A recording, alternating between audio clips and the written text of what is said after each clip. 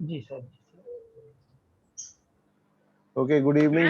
Good evening to all friends, and welcome to our next lesson of our ongoing Vedic astrology course. तो अभी हम लोगों ने जो किया था वो लास्ट 2 लेसन्स जो हम लोगों ने किया था, कल तो रिपीट था। परसों जो हम लोगों ने लेसन किया था, you see the concept and understanding of weak and strong planets.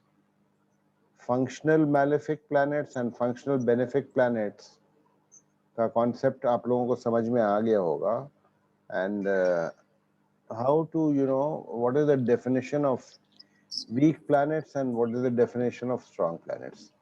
तो इस पे हम लोगों ने 2 क्लासेस किए हैं अभी और काफ़ी डिटेल में लेंथ में हम लोगों ने जा करके वो किया। एक दिन थोड़ा सा हमें लगा कि डिफ़िकल्टी आप लोगों को है, so I repeated that class yesterday again.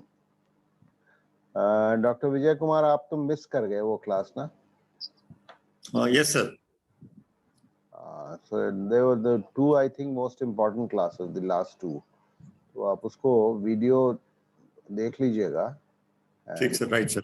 In case you have any, because if you वो concept अगर नहीं आप मतलब if you don't have a complete grasp of that concept, although you may be very well versed in Vedic astrology, but जो systems approach हम लोग systematic approach पढ़ रहे हैं उसमें वो कॉन्सेप्ट बहुत इम्पोर्टेंट था जो हम लोगों ने Right sir, I'll check. Last 2 videos में जो Sir. डिस्कस किया था। तो anyway we will continue from there and today I will not make it a very long class. ठीक है, हमने तो कल स्ट्रेंथ्स ऑफ प्लैनेट्स देखा, वीक प्लैनेट्स देखा, स्ट्रॉन्ग प्लैनेट्स देखा and how the important concepts that a functional malefic planet, एक अशुभ ग्रह, may not always necessarily give bad results. Even a Ashubh Graha, even a functional malefic planet can give good results, and a functional benefic planet can also give bad results. Not to call it bad results, but it may not protect its significations, particular and general significations. So that is what we have understood and studied so far. और strengths of planets हम लोगों ने कल पढ़ा, how strong a planet is and how it impacts the houses.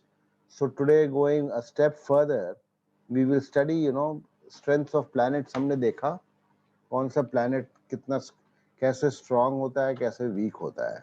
Similarly, strengths of houses आज हम देखेंगे. See, strengths of houses आज हम देखेंगे, तो उसकी स्क्रीन में शेयर कर रहा हूँ आपके साथ। और उसके पहले एक चीज मैं I was looking for that graphic, I got it today. अब उसको मैं जस्ट थोड़ा सा वो एक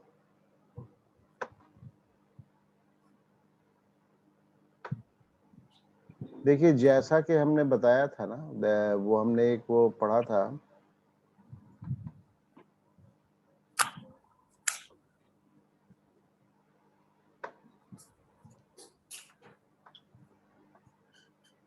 see how the zodiac moves. Okay, वो हम लोगों ने पढ़ा था कि ज़ोडिएक मूव करता है, एक लग्न जो है 2 घंटा रहती है एंड 24 आवर्स में दिस ज़ोडिएक विल, ये पूरा एक चक्कर लगाता है and when 24 hours के बाद almost the same lagna will repeat. Okay, roughly about 24 hours, not exactly, maybe not exactly 24 hours, but roughly.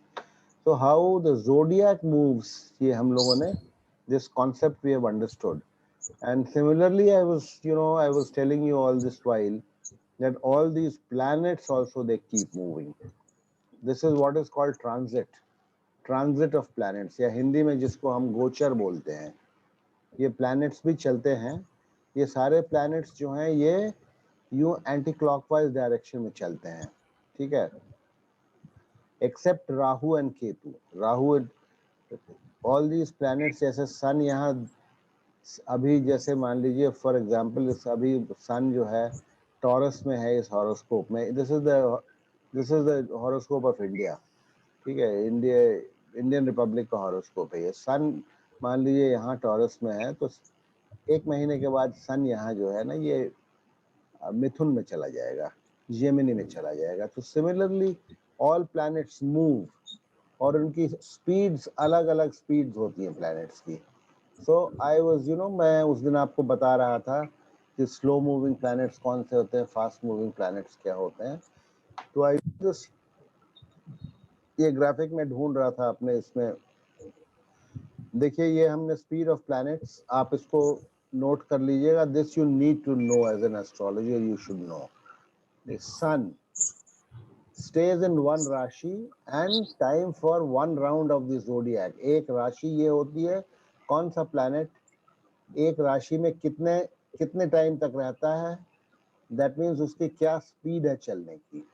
और ये पूरे जोडियक का एक चक्कर जो है, एक प्लैनेट एक full round of the zodiac कितने दिनों में लगाता है, ये उसका एक टेबल है। सन, सूर्य जो है एक राशि में एक महीना रहता है, ठीक है, तो अगर वो एक राशि में एक महीना रहेगा तो जोडियक का पूरा चक्कर वो एक साल में लगाएगा, 1 ईयर में। Moon approximately stays in one राशि for about 2.5 days, 2.25 to 2.5 days। कोई महीना 30th का होता है, कोई 31 डेज का होता है, 28 का भी होता है। So it is 2.25 to 2.25 days, 2.5 दिन तक मून एक राशि में रहता है। तो पूरे जोडियक का फिर 12 इंटू 2.5 30 दिन में एक चक्कर लगाता है, कभी 30 दिन में, कभी 31 दिन में, कभी 28 दिन में भी लगाता है, आप लोगों को मालूम है। मरकरी एक राशि में 14 डेज टू 30 डेज, ये कांस्टेंट नहीं है स्पीड, 14 डेज टू 30 डेज तक मरकरी लगाता है। और अप्रोक्सीमेटली 1 ईयर में मरकरी एक चक्कर जोडियक का लगाता है। वीनस का स्टे एक राशि में, it varies from 23 days to 2 months plus. So how much time it will take to take one round of the zodiac is not always fixed, because इसका वेरिएशन बहुत है, anywhere from 23 days to 2 months it stays in one rashi। So how much time it will take to take a round of the zodiac is not exactly fixed। Mars एक राशि में करीब 1.5 महीना रहता है, 1.5 महीना रहता है, तो जोडियक का चक्कर लगाने में उसको 18 महीने लगते हैं, 18 months। Jupiter stays in one राशि for 1 year। so जुपिटर पूरा जोडियक का चक्कर करीब करीब 12 years में लगाता है, 12 years में, sometimes it is 11 years something, exactly नहीं होता है, ये भी थोड़ा सा वैरी करता है। Saturn stays in one rashi for 2.5 years। So एक चक्कर सैटर्न जोडियक का, to go around the zodiac, Saturn takes 30 years, 30 साल में जोडियक का एक चक्कर लगाता है। राहु एंड केतु एक राशि में 1.5 महीना रहता है, 1.5 month, सॉरी 1.5 साल रहता है, 1.5 years। So in going around the zodiac, Rahu and Ketu takes 18 years each. Rahu को भी 18 लगता है और केतु को भी 18 years लगता है। So impact of planets during transit can be as follows, ये हम लोग बाद में पढ़ेंगे, ठीक है।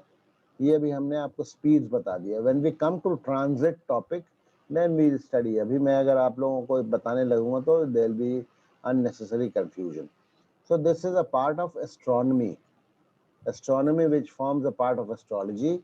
So as an astrologer we should know these speed of planets, और कितने दिन एक राशि में एक प्लैनेट रहता है, ये हमें एज एस्ट्रोलॉजर्स हमको जानना होता है, ठीक है। रेट्रोग्रेशन मोड, चलिए ये बाद में हम लोग देखेंगे। तो अभी ये अब ठीक है, this is more of an academic thing, but as an astrologer we all need to know ये कितना दिन लगता है और कितना स्टे होता है किस राशि में, कितना स्पीड्स क्या होती हैं डिफरेंट प्लैनेट्स की, ठीक है ना। ये तो I am changing this now, I am changing this and will, जो मेरा आज टॉपिक है उस पर हम आते हैं।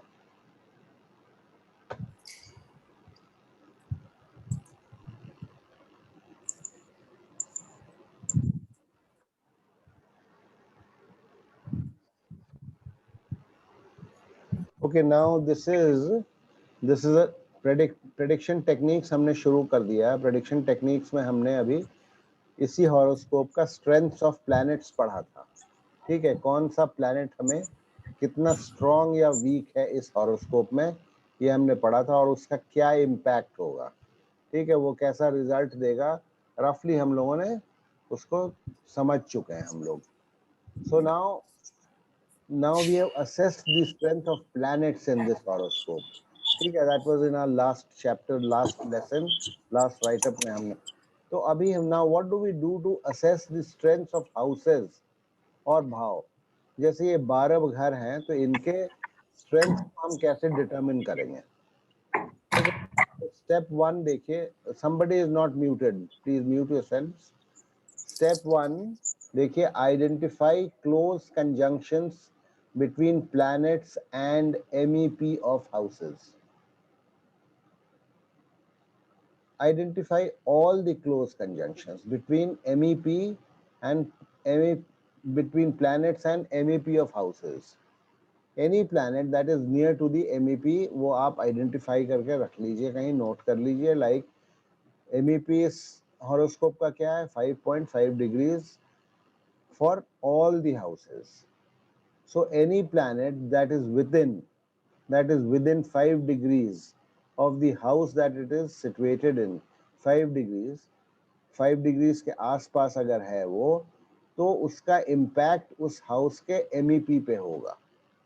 अब वो फंक्शनल मैलिफिक है या फंक्शनल बेनिफिक है, डिपेंड करता है वो कैसा इम्पैक्ट होगा। ठीक है, तो first step is identify close conjunctions between planets and MEP of houses. ठीक है, number 2, identify close aspects to the MEPs by planets. Identify close aspects, ये हमने conjunctions की बात की। Conjunctions मतलब जैसे Mercury is sitting in the 12th house at 4.5 degrees, 4.56 degrees, and MEP is 5.4. So Mercury is in conjunction with the MEP of the 12th house. Similarly, Jupiter is in conjunction with the MEP of the Lagna. Mars to some extent is in conjunction with the MEP of the Lagna. It has a wide conjunction, almost about 4 degrees something का है, तो ये हमें देख लेना है। तभी हम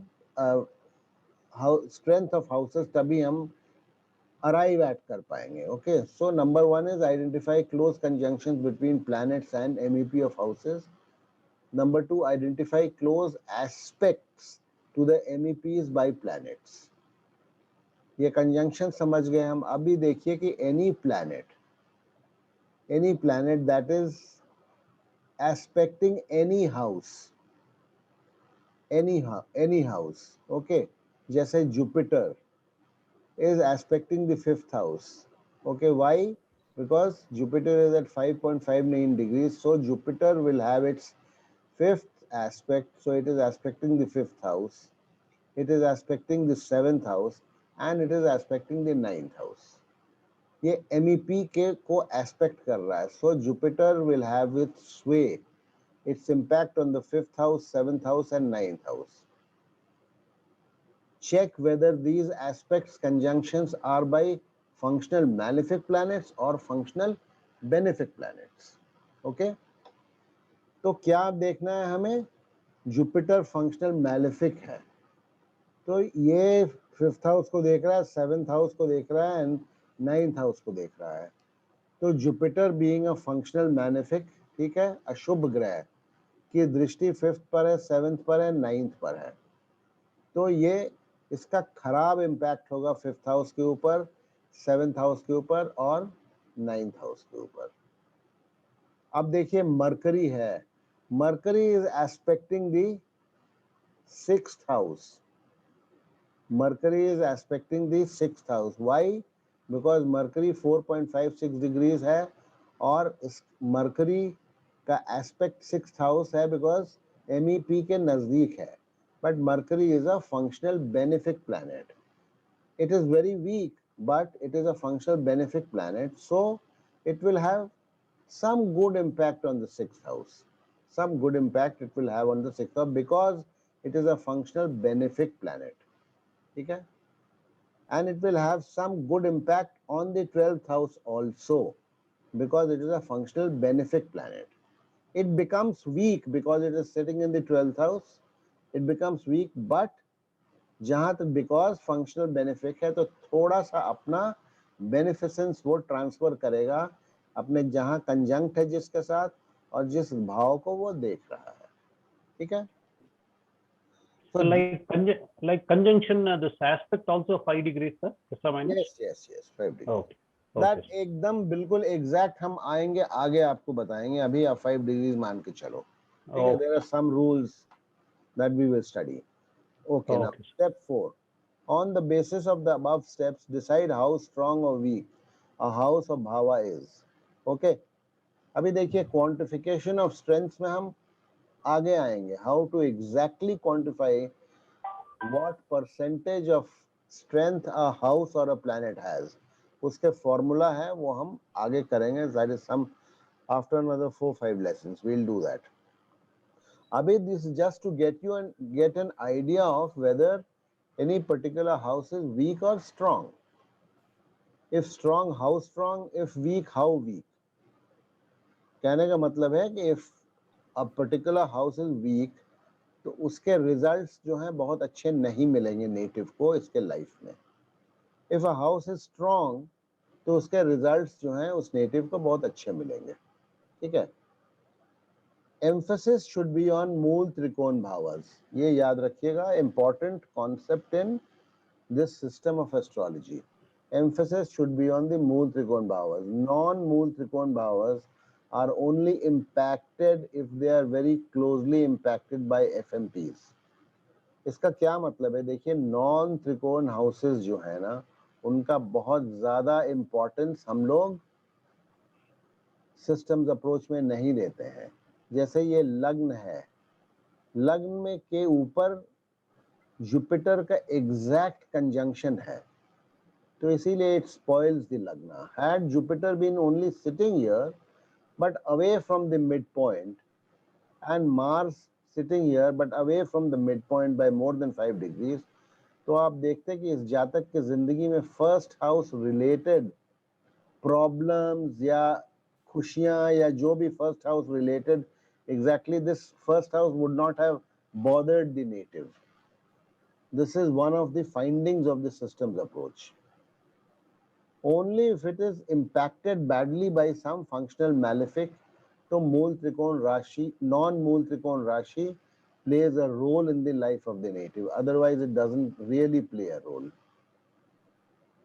ठीक है. Like second house है, ये non-मूल त्रिकोण house है. इसका लॉर्ड जो है मरकरी यहाँ पर बैठा हुआ है, तो it will have some impact whether Mercury is weak strong, क्योंकि ये स्टैंड अलोन, ये अलग, ये इसके ऊपर ना तो किसी की दृष्टि है, ना तो किसी की अच्छी दृष्टि है, ना किसी की खराब दृष्टि है. और अगर दृष्टि होगी भी तो नजदीकी दृष्टि नहीं है. लाइक 7, 8, 9, 10 सैटर्न की दृष्टि है, लेकिन सैटर्न की दृष्टि नहीं है क्योंकि MEP से बहुत दूर है Saturn, so it is left alone.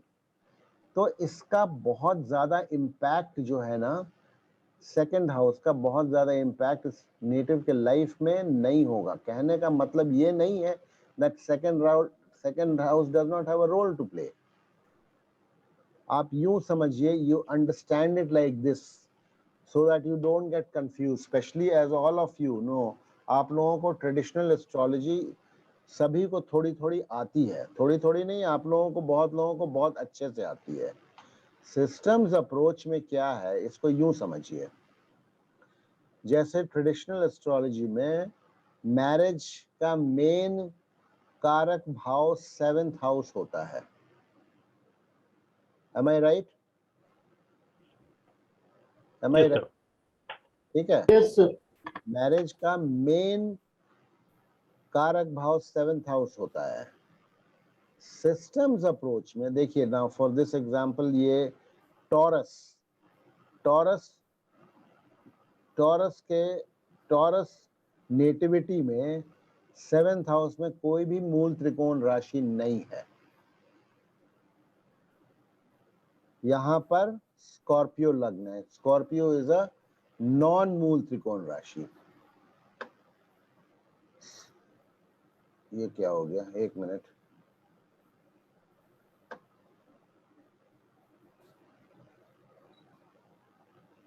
Scorpio is a non mool त्रिकोण राशि। प्लीज गेट दिस, ये बहुत अच्छे से समझिए इस कॉन्सेप्ट को, इसी के ऊपर सारा सिस्टम्स अप्रोच बेस्ड है।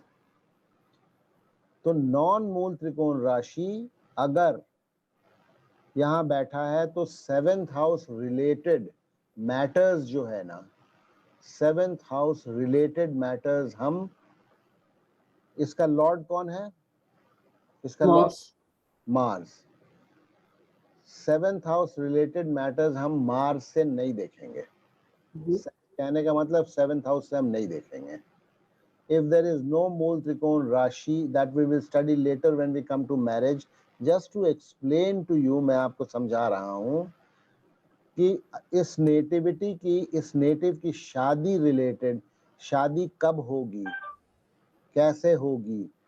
तो अगर 7th हाउस में कोई मूल त्रिकोण राशि नहीं है, then the responsibility for his marriage shifts to the 2nd house with a मूल त्रिकोण राशि। And if there is no मूल त्रिकोण राशि in the 2nd house also, then the lord of the 4th house with a मूल त्रिकोण राशि becomes the prime determinant for marriage. That means in this for Taurus horoscopes, for Taurus natives, 4th house, that means sun, is the prime determinant for marriage. ये systems approach का एक finding है। This is one of the principles, new principles, that is different from traditional Vedic astrology. Likewise, 2nd house से जो हम देखते हैं, wealth देखते हैं, it is not that you know that अब शादी कब होगी, कैसे होगी, वो हम देखेंगे 4th हाउस से, 4th हाउस से देखेंगे, 8th हाउस से भी देखेंगे, जब मैरिज पढ़ेंगे तब हम देखेंगे। लेकिन इट इज नॉट दैट उसकी मैरिड लाइफ कैसी रहेगी, वो 7th house will not play a role later on in life. It is if it is disturbed, like if it is, you know, it is aspected by Jupiter, the most malefic planet, this shows that married life will be disturbed. But for Mars. Mars also is there. For fixing up marriage, हम जब देखेंगे कि इनकी शादी के prospects क्या हैं, तो उसके लिए हम मार्स को नहीं देखेंगे। हम वी विल नॉट सी कि हाँ मार्स की दशा अंतर दशा आएगी तो इसकी शादी होगी, नो। हम सन को देखेंगे, और जो जनरल सिग्निफिकेटर है वीनस को तो देखना ही देखना है हर एक हॉरोस्कोप में, ठीक है। तो how what sun is sign, how sun strong है, वीनस स्ट्रॉन्ग है, ये दैट विल डिसाइड। फिर जुपिटर की क्या पोजीशन है। Prime determinants for marriage in any horoscope and systems approach is the 7th house with a Mool Trikon Rashi. If there is no Mool Trikon Rashi, then the 2nd house with a Mool Trikon Rashi. If there is no Mool Trikon Rashi, then the 4th house with a Mool Trikon Rashi. And if there is no Mool Trikon Rashi in the 4th house also, then the 8th house with a Mool Trikon Rashi. They become the prime significators for marriage. तो that is why non mool त्रिकोण राशि की बहुत ज़्यादा महत्ता नहीं है systems approach में। इसको अभी बहुत ज़्यादा will come, you know, when we start discussing subject wise, topic wise, marriage है, प्रोफेशन है, एटसेट्रा, तब और हम इसको और समझेंगे कैसे इसको हाउस सिस्टम्स अप्रोच। अभी फिलहाल आप ये समझिए, we were discussing strengths of houses. Okay, so on the basis of the above steps, decide how strong or weak a house or oblique bhava is. emphasis should not be on should be on mool trikon bhavas. Non-mool trikon bhavas are only impacted if they are very closely impacted by the FMPs.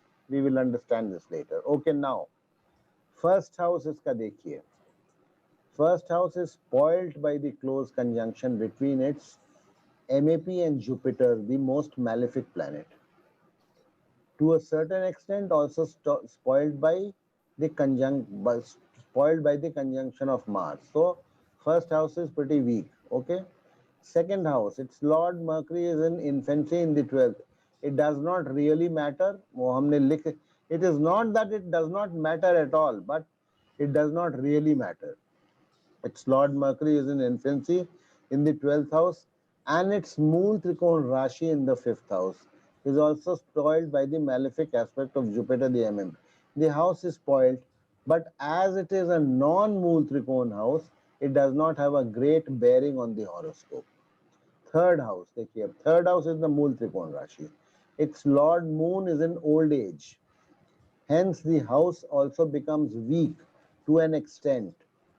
However, as Moon, its Lord, is sitting in a benefic house, that is the 9th house, to a certain extent the house is protected. Third house का Lord कौन है? Moon है. Moon कहाँ बैठा है? 9th house में बैठा है 29 degrees में, so it is weak. Weak because it is in old age, but it is sitting in one of the most benefic houses, that is the 9th house. So that gives some strength to the third house. It is not totally a gone case. Okay. Now fourth house. Fourth house का कौन है Lord बताइए, अब आप लोग हमें बताइए. सन है. सन कहाँ बैठा है? 12th house. 12th house. Not a good place to be in. Not a good place to be in. So sun becomes weak. But what is sun sitting in Aries? So what is sun? It is exalted. So it gains some strength. Okay? Yes. It gains some strength. So sun gains some strength, loses some strength. So this house becomes, it's not very weak, not very strong, but इसके कुछ aspects जो हैं, इसका connection house of loss से हो गया, house of loss से, house of separation से हो गया. तो फोर्थ हाउस के सिग्निफिकेशंस जो है ना, they will be impacted by बहुत प्रॉफिटेबल नहीं होगा.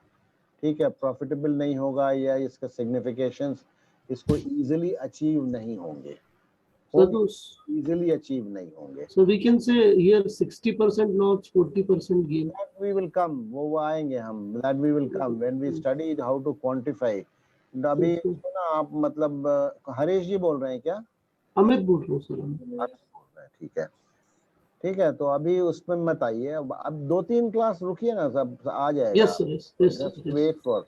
Now we come to the 5th house. You see, 5th house is very weak because इसका कौन है इसका Lord?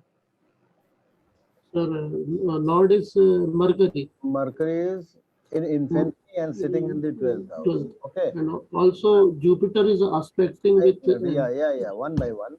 Mercury is Lord, is in infancy and sitting in the 12th house, so it has become totally weak. And Jupiter, the most malefic planet, is aspecting the 5th house. So it is totally, this 5th house is totally gone. So 5th house significations जो है ना, इसके suffer करेंगे because of Mercury, and 5th house significations will not be protected by Mercury, who is the lord of this house. तो अपने इस house के properties को, significations को Mercury protect नहीं कर पाएगा. जो 5th house से मिलना चाहिए उसको प्रोटेक्शन नहीं दे पाएगा.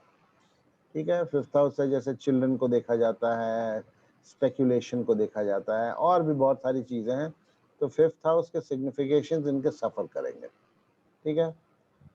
We come to the 6th house. Now you see 6th house, although it is supposed to be a malefic house, yet every malefic house also has some positives to offer. जैसे Sir. 6th house में financial status, ठीक है, financial status देखते हैं, फिर हम competitions में success देखते हैं, देन विक्ट्री ओवर एनिमीज देखते हैं, ठीक है। और खराब चीजों में क्या है, इलनेस है, कोर्ट केसेस हैं, एनिमीज हैं। तो अब आप देखिए, now you tell me, is this 6th house afflicted from anywhere? Yes. Is it किसी Yes, का sir. किसी का कोई बैड इम्पैक्ट है इसके ऊपर? Mercury, sir. मरकरी तो फंक्शनल बेनिफिट प्लैनेट है ना, अच्छा, benefit. Yes, sir. तो मरकरी का फंक्शनल बेनिफिट प्लैनेट है, तो it whatever little goodness it can transfer, it will transfer because it is aspecting the 6th house, since it is a functional benefit, Benefit. but Yes, वो sir. negligible है, ठीक है, because Mercury itself is weak, so ठीक है। तो Yes. और बताइए, और किसी का इसके ऊपर है कोई bad influence on the 6th house?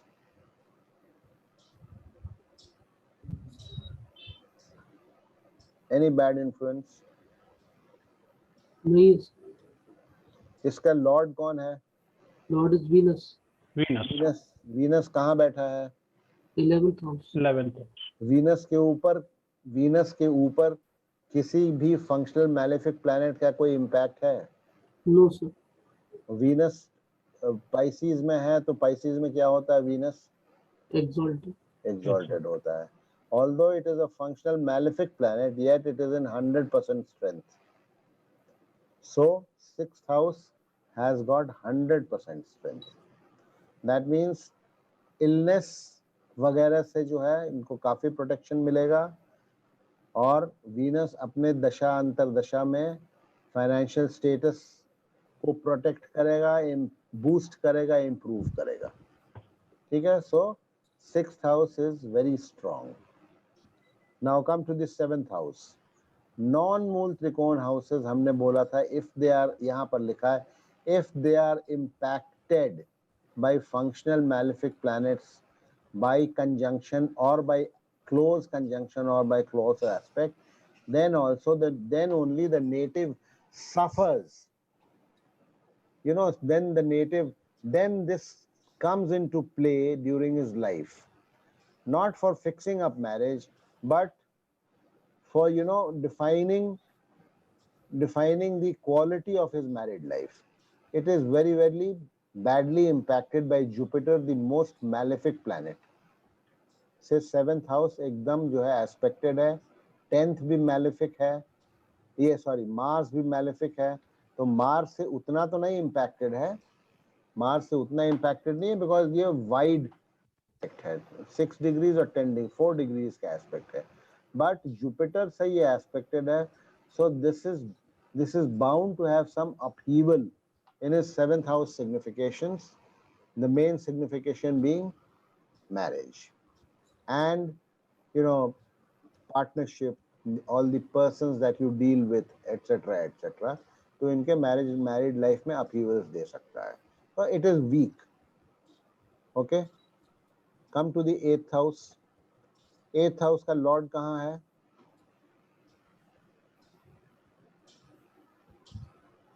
Eighth house Lord is in Lagna, sir. It is in Lagna. Okay, it's a good place to be in, but Yes, sir. it is afflicting. It is an afflicted planet.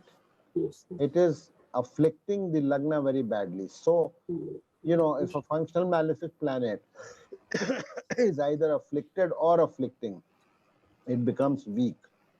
So therefore, this house, 8th house, becomes weak. But since the placement is very good, so some positives of the 8th house, like inheritance, ये Jupiter दे सकता है इनको, ठीक है।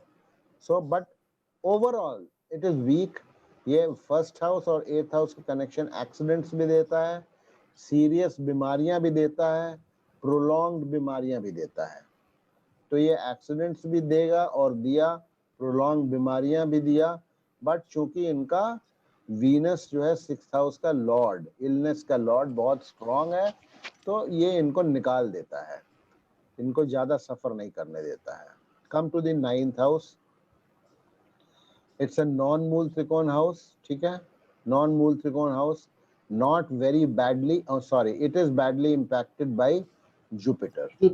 Jupiter, it is very badly impacted. So this is the house of general fortune. इसको अब हम लोग this variant of इसको वैसे तो अब इसको भाग्य स्थान बोला जाता है. तो जनरल यू नो इसमें इसके सिग्निफिकेशंस में हाँ फॉरेन ट्रैवल वगैरह है, फॉरेन ट्रैवल है, जर्नीज है, वो सब होता है. तो वो सब में अड़चने ये डाल सकता है. And general ups and down, smooth life कह लीजिए इससे देखते हैं. तो अगर ये डिस्टर्ब्ड है through Jupiter, quite badly disturbed है थ्रू जुपिटर, सो ये स्मूथ लाइफ नहीं होने देगा, स्मूथ लाइफ नहीं होने देगा. ठीक है. बट तब है कि जुपिटर इज एस्पेक्ट, देखिए एस्पेक्ट भी कहाँ से हो रहा है उस पर भी डिपेंड करता है. अगर जुपिटर इसको किसी जो है ना दुष्ट स्थान से एस्पेक्ट करता होता तो it would have played real havoc, but it is aspecting it from the lagna. Lagna is a good auspicious place to be in. तो हॉरोस्कोप को हमेशा जो है ना सारा स्टडी करने के बाद don't see anything in isolation. कितना खराब होगा या कितना अच्छा होगा ये एवरीथिंग कंबाइंड करके हम साथ में देखेंगे.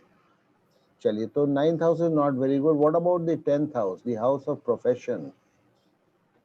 ये कैसा है इसका बताइए. सर इट्स मूल त्रिकोण राशि ऑफ सैटर्न. हाँ, तो इसका लॉर्ड बहुत वीक है, सैटर्न है लॉर्ड इसका. ठीक है. 29 डिग्रीज का है and it is sitting in an afflicted house. It is sitting in an afflicted house. It is 29 degrees, so it is very weak. ठीक है. तो ये प्रोफेशन में प्रॉब्लम करेगा इनको. प्रोफेशन एक तो देने में अड़चन होगा, बट रिमेंबर सैटर्न जो है ना ये टॉरियंस के लिए योग कारक ग्रह है. कारक ग्रह होता है जो कि केंद्र और त्रिकोण का, किसी भी हॉरोस्कोप में केंद्र और त्रिकोण का अगर स्वामी कॉमन होता है, जैसे 9th और 10th का सैटर्न लॉर्ड है, तो इट इज कॉल्ड योग कारक. जैसे कैंसर लग्न, जैसे इसके लिए आपका योग कारक ग्रह कैंसर के लिए मार्स होता है. लिब्रा वालों के लिए भी सैटर्न होता है. ठीक है. तो ये योग कारक ग्रह को ये वीक होगा तब भी ये अपना काम करेगा. ये अगर योग कारक नहीं होता और इतना वीक होता तो शायद इस आदमी को ये कुछ काम ही नहीं करने देता, प्रोफेशन करने ही नहीं देता. ये इतना वीक है. But since it is the योग कारक ग्रह सैटर्न, तो it gave him a profession.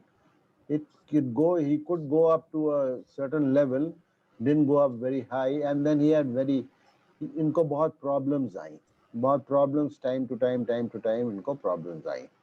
Now we'll come to the 11th house. Tell me about the 11th house. Is it strong or?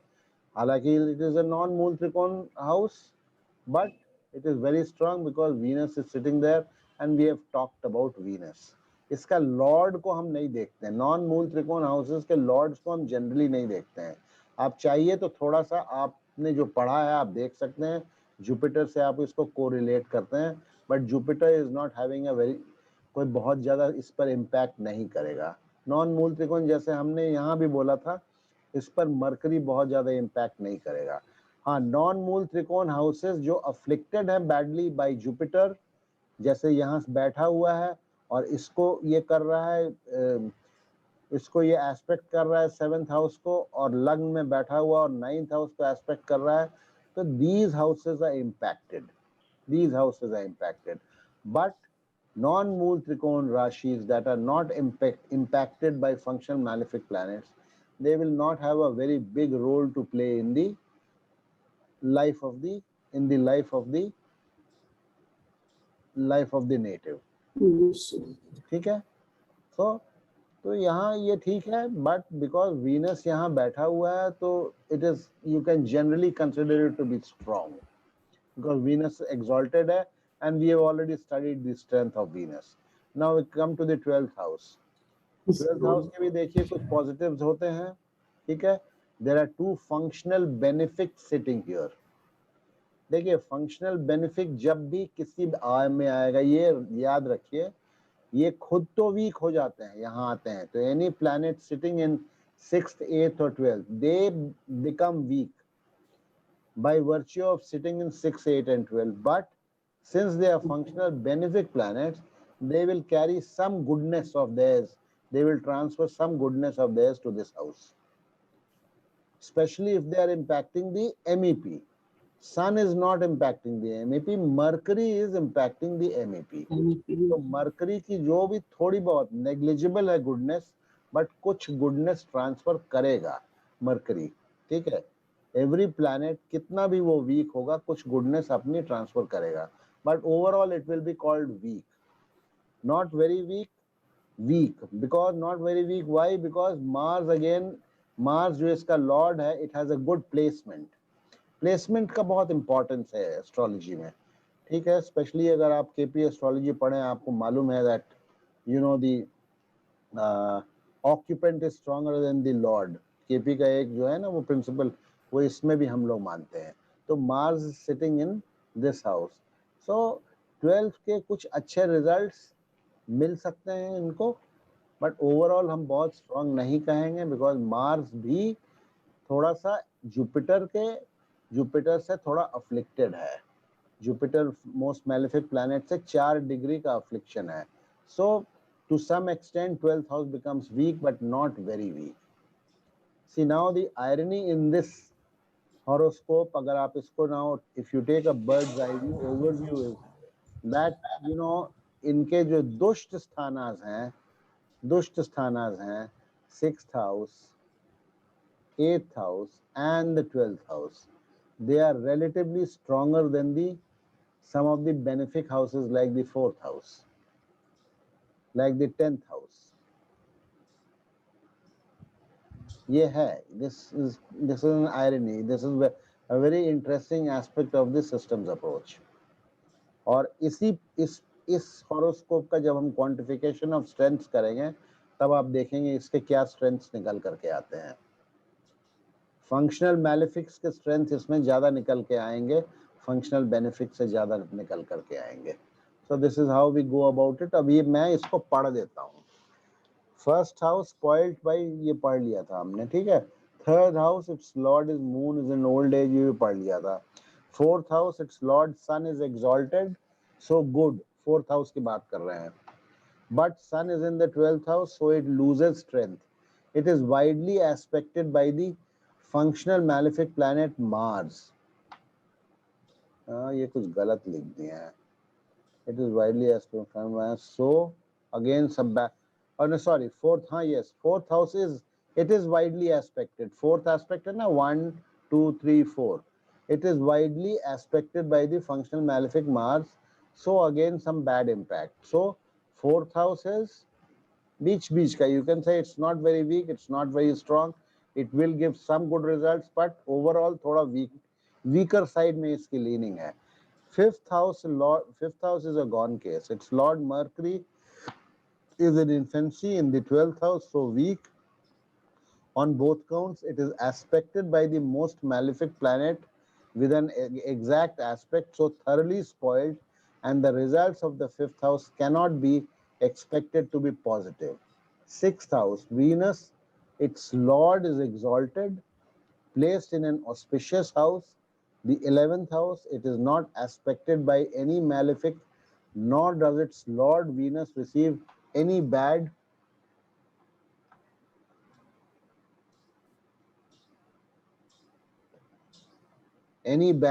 aspect or conjunction. So good results connected with the 6th house can be expected. 7th house aspected by most malefic planet Jupiter by an exact aspect and by wider aspect of other MMP Mars. MMP नहीं होना चाहिए, FMP होना चाहिए, Mars, and hence afflicted. Aspects like married life may be impacted adversely. 8th house Lord Jupiter is well placed but afflicting. So 8th house is a mixed bag. Adverse impacts may be accidents, while positives may be inheritance or easy gains at times. Ninth is a non-Mool Trikon Rashi house afflicted by Jupiter. Its lord Saturn is weak and is occupied by a weak moon. So ninth house is weak, as I told you. 10th house lord, the Yog Karak planet, Saturn, is in old age, so makes it weak. Saturn also occupies the 5th house, which we have already discussed as being very weak. This further weakens the 10th house, so very positive results for the 10th are not expected. Saturn's placement in the 5th house is a saving grace. Placement is good, and it is a Yog Karak Grah, that is another saving grace. Okay. 11th house, non-MTR but strong, as Venus is exalted. No negative aspects or conjunctions. 12th house, Lord Mars is in Lagna, which is good, but it is widely afflicted by Jupiter. Conclusion, Lagna is a mixed bag, as Jupiter makes it weak, but the strength of its Lord Venus gives some strength to it. 11th, very strong. 4th is mixed, 10th is mixed, 7th is weak, 6th is very strong, 5th is weak, 3rd is on the weaker side. A study of strength of houses and planets suggests an average life with periods of brilliance whenever the dasa of Venus runs. So this is how we, एक initial judgment जब हमारे पास कोई horoscope आएगा तो उसके हम planetary strengths को कैसे पढ़ेंगे और उसके हम house के strengths को कैसे पढ़ेंगे. Then only we start the analysis. फिर हम एनालिसिस दशा लॉर्ड्स और ट्रांजिट को लेकर के हम एनालिसिस करेंगे. देन किस दशा में क्या हो सकता है, क्या होगा, ट्रांजिट उसको कैसे इम्पैक्ट करेगा. तो this is the launching pad for a predictive astrology. इसके बाद we try and understand what Dasha Lords do, how Dasha Lords act, how they act, how they synchronize with transit planets and houses and give results. And uske baad fir then we will do quantification of strengths of planets and houses. Then we start with predictions. तो ये आपका ये base है, इसको समझना. The strength of a horoscope, how to judge the strength of a horoscope के लिए ये जो पिछले 2 chapters हुए, the last chapter and the last lesson and this is the launching pad. तो इसमें how is it different now from traditional astrology, traditional Vedic astrology? The concept of Mool Trikon Rashi, the importance of Mool Trikon Rashi, that is the main difference. ठीक है. देखिए उसमें हमने आपको जैसे marriage के केस में बताया, इसको समझिए. 1-2 एग्जांपल से और समझा दे रहा हूं मैं आपको. In any horoscope in traditional Vedic astrology, the 7th house is the Karaka house for marriage. Okay, but in systems approach that we are studying, the 7th house, if it does not contain a Mool Trikon Rashi, then we don't consider the lord of this house as being the determinant or the significator for fixing up your marriage. Okay. Similarly, ये 10th house is the main house for profession in traditional Indian astrology. But systems approach में अगर यहाँ पर मूल त्रिकोण राशि नहीं रहेगी, इसमें तो है टॉरस में, but say suppose यहाँ पर number 10 लिखा रहता, then number 10 is not a मूल त्रिकोणा house. Then the primary responsibility for profession of the native passes on to the lord of the 2nd house with a Mool Trikon Rashi. So this is how we go about it, जहां मूल त्रिकोण राशि अगर नहीं है, then there is an alternative house with a Mool Trikon Rashi which is going to decide the events related to that house that we are looking for. That will come one by one, topic wise. जब हम pick up करेंगे फिर हम देखेंगे. ठीक है. So this is ये launching pad है. आज भी कुछ फास्ट हुआ या चूंकि पीछे का कॉन्सेप्ट आपको स्ट्रेंथ ऑफ प्लैनेट्स समझ में आ गए होंगे, तो इसीलिए इसको ज्यादा समझने में डिफिकल्टी नहीं हुई होगी। एम आई right? Yes, sir. Vijay Kumar ji, आप डॉक्टर साहब आप तो मिस कर गए थे, तो but still have you been able to sort of आपको पता नहीं टाइम मिला होगा कि नहीं वीडियो सुनने का? आपको टाइम मिला था क्या वीडियो सुनने का पिछले लेसन का?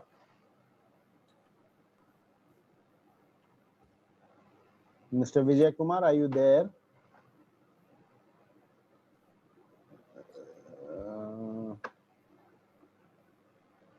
इनका थोड़ा सा विजय कुमार जी का आजकल वो चल रहा है। है तो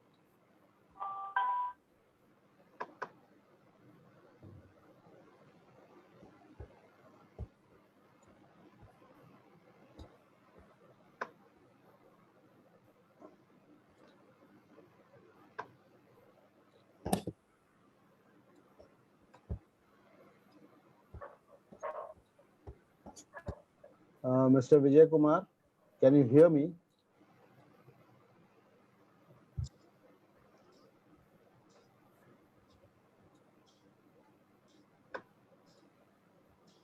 I think he's not there, or there's something wrong with his line.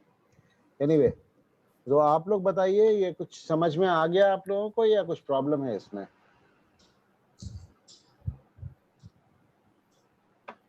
No issues. Any problems? No.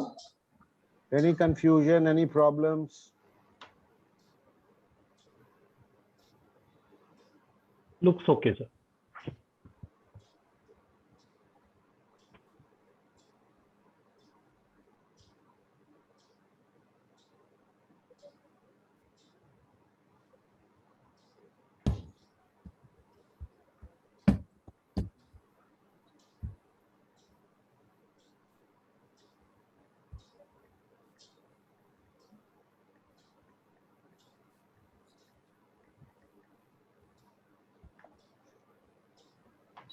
So,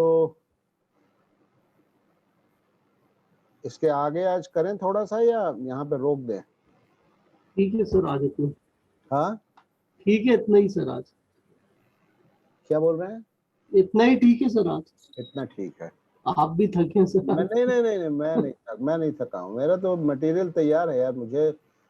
मैं जो ज्यादा अभी जब केसेस पर आते हैं ना, तब फिर नया कुछ बनाने को होता है, कुछ नया हमारे पास चार्ट आया, तब उसमें वो करता है। ये सब तो मेरा जैसे वो लेक्चरर लोग होते थे ना, वो नोट्स हैं इयर्स टुगेदर, चला जा रहा है वही वाला नोट आगे क्लास में पढ़ दिया। अभी मैं उस स्टेज में हूँ।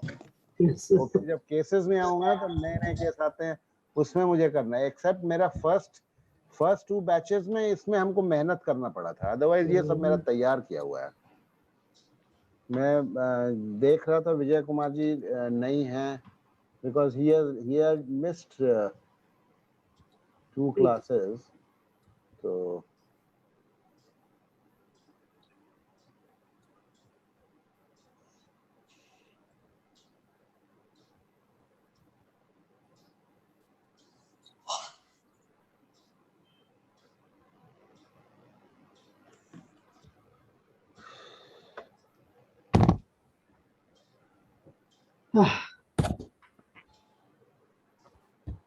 नेक्स्ट तो वो बस अब ये है कि अंतरदशा कैसे एक्ट करता है, अंतरदशा लॉर्ड, और हाउ इट अंतरदशा और ट्रांजिट प्लैनेट्स का क्या कॉम्बिनेशन होता है, how events are brought about,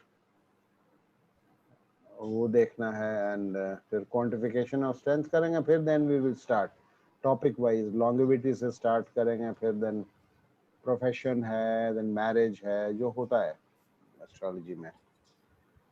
और इसीलिए मैं देखिए आप लोगों को कहता था, एंड आगे आप लोग रियलाइज कीजिएगा that you need to know both.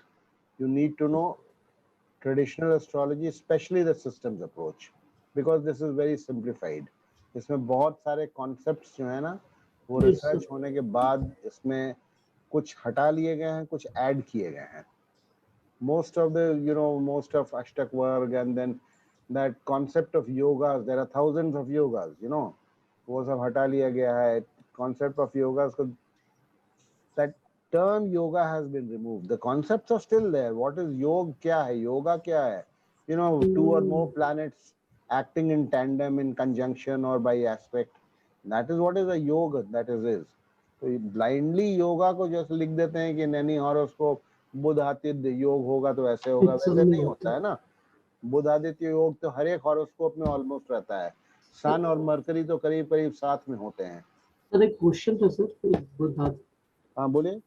Sir ये अधिकतर हॉरोस्कोप्स में सन एंड मरकरी साथ में ही रहते हैं, पर अधिकतर क्लोजली कंजंक्ट ही रहते हैं सर. तो क्लोजली कंजंक्ट ही रहते हैं सर, तो क्या मरकरी भी फिर उसमें अस्त होगा सर? तो अस्त होगा, उसमें आगे पढ़ेंगे ना. Yes sir. आप हरीश कौन बोल रहे हैं आप? अमित. देखिए अमित जी, आपके साथ प्रॉब्लम है ना. मैं आपको इन अ लाइटर वेन बोल रहा हूँ. मेरे पास एक टैबलेट है, वो मैं आपको दे दूंगा, आप उसको खा जाइएगा तो आप एस्ट्रोलॉजी सीख जाइएगा. तो इतना ज्यादा don't go ahead of the, इतना ज्यादा आगे मत. आप सीख चुके हैं, दैट इज योर प्रॉब्लम. तो जो आपने आज सवाल पूछा, आपने पूछा था ना कि अगर कोई भी फंक्शनल मैलेफिक प्लैनेट अगर वो वीक हो जाता है तो उसकी वीकनेस खत्म हो जाएगी. नहीं, ये ट्रेडिशनल एस्ट्रोलॉजी का कॉन्सेप्ट है. फंक्शनल मैलेफिक प्लैनेट अगर वीक हो गया तो वो और भी मैलेफिक हो जाएगा, वो और दुष्ट हो जाएगा, उसकी वीकनेस खत्म नहीं होगी, वो और खराबी करेगा. Functional malefic planet, if it is in infancy and sitting on the MEP in a dusht sthan, it will become vicious, not only malefic, and it can play havoc in your life. A functional malefic planet. ठीक है. तो ये तो अच्छा हुआ sir कि आपने insist किया ये सीखने के लिए. नहीं तो मैंने तो जबरदस्ती आप लोगों को इसमें खींचा है. आप लोग nobody, sir, none of you wanted to study Vedic astrology. बहुत अच्छी चीज इसमें सर. लेकिन आप लोग, चूंकि आप लोगों को बेसिक्स का कॉन्सेप्ट है आप लोगों को, तो इसलिए आई विल गो फास्ट. अभी इनिशियली मैं वो कर रहा हूँ, लेकिन प्रेडिक्शन पार्ट में बहुत जल्दी खत्म कर दूंगा, सो दैट अब फिर हम केपी स्टार्ट कर देंगे. We will start KP. अच्छा हुआ सर, नहीं तो ये अच्छी चीज सीखने को नहीं मिलती. हाँ, ये आप लोग को जरूरी है, बिकॉज आप बाद में देखेंगे you will come across certain horoscopes, जो कि आप वैदिक में बहुत things will not fall into place in Vedic. वो कंक्लूजन पे पहुंचना बहुत मुश्किल है. Some horoscopes केपी में आप देखिएगा things will not fall into place. दोनों को कंबाइन कीजिएगा तो बहुत सारे इवेंट्स आप प्रेडिक्शन कर पाएंगे और इवेंट्स आप मैच करा पाएंगे, दोनों को कंबाइन करके. इसीलिए to be a complete astrologer you need to know both. Vedic अच्छे तरीके से, आजकल KP has become a fad. जैसे वो एक लेटेस्ट फैशन का ट्रेंड होता है ना, हटा हुआ जीन्स, वो केपी हो गया. Everyone wants that shortcut. KP को वो लोग समझते हैं ये शॉर्टकट टू एस्ट्रोलॉजी है. It is not that. ये कुछ तो यूट्यूबर्स की गलती है. मैं एक देखता हूँ यूट्यूब में, वो बोलता है लर्न केपी इन 5 minutes. क्या यार, ये क्या है ना, ये this is misleading people. No, KP तो मैं 35 साल से सीख रहा हूँ, अभी तक नहीं सीखा है हमने. 35 years now almost since I'm learning KP. ये बल्कि वैदिक हमने शुरू तो everybody starts with Vedic. I also started Vedic. 2-4 साल 5 साल किया हमने, then I gave it up. हमने कहा I'm not getting anywhere. कहीं मैंने छोड़ दिया था वैदिक, मैं बिल्कुल छोड़ दिया. बेसिक्स आ गया था, इसीलिए केपी हमने सीखा. Then I used to practice KP till I stumbled upon this systems approach. It made sense to me. फिर इसको हमने प्रैक्टिकली जो है इम्प्लीमेंट करके देखा, हमें रिजल्ट्स मिलने लगे, तो हमने कहा ये है, this is the sensible approach. तो anyway, if no more questions are there then we leave it. Okay, फिर अब हम वेडनेसडे से अंतर्दशा, अब हम प्रेडिक्शंस, ऑलमोस्ट प्रेडिक्शन स्टेज पे. प्रेडिक्शन टेक्निक्स देखिए हमने टॉपिक का नाम ही रखा है. We have started learning the prediction techniques. Okay, तो होमवर्क मैं कल भेज देता हूँ. चलिए, yes sir, मैं मैसेज करके भेज दूंगा होमवर्क. या बना के भेज दूंगा। पहले मैं पीछे बैचेस में लेता था homework, but some people they didn't like the idea of homework, so मैंने छोड़ दिया फिर उसको। नहीं चलो एनीवे मैं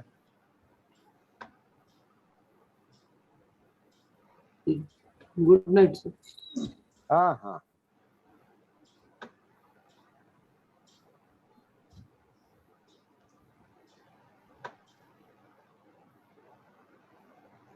चलिए, no more questions are there, then bye, good night, Good night, sir. good night, bye bye, bye. Good night.